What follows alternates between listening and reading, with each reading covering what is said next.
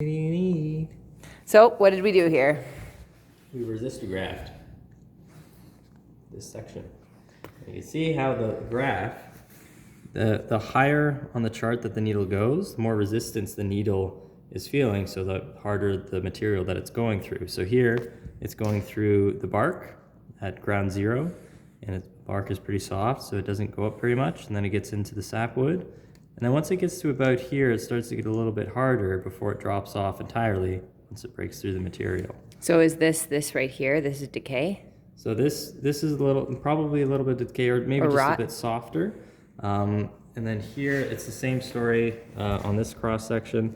The bark was a bit softer, got into the sapwood, and it got a little bit harder as it got towards the core, and then it dropped off as soon as it broke through. Interesting. Can you tell me why this one has so many lines so close to each other? That is because... And how come we have two different ranges? This one has a lot of lines because we did the same test over and over and over and over and over and over again on the same piece of paper. So we reused the same sheet and we got a similar reading every time. We also switched it between speed 1 and speed 2. So this is speed 1, and it's used for softer woods. And because we were using it into a hardwood, it was coming off of the chart. It wasn't actually giving us an accurate read, so we knew we needed to be in speed 2 for the harder wood. But yeah, we just kept going over and over and over again for this one. Well, no, part of this, if I may refresh your memory, sorry, I was, this stuff right here is because you went very, very slowly on setting 1. Oh yeah, on your drill.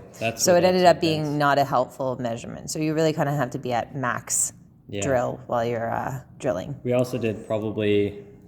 Max drill. Well, we probably did like 10. Right, yeah, a lot of overlap there. What would have happened in this case, this spike here? What's this about? That, I'm not quite sure. That might have, the drill may have got stuck or something at that point. It could have been like, because when we were going really slow, that might have also been starting the drill in the wood, because we might have stopped at one point. So there'd be a lot of resistance, which is why we need to maintain consistent pressure the whole time at maximum speed, maximum RPMs. Okay, well, thank you very much, Clinton. Is there any notes that we need to kind of make for ourselves for next year when we're charging these and working about this whole system? We haven't taken the pin out or gotten it stuck, so we're just kind of crossing our fingers and hoping that doesn't happen again. We got the USB kind of plugged in and charged here, and so it's just a hold the button down to turn it on, and that'll just store some old settings. Nothing too particularly interesting or remarkable there. And the charger situation was such that we had kind of a universal charger.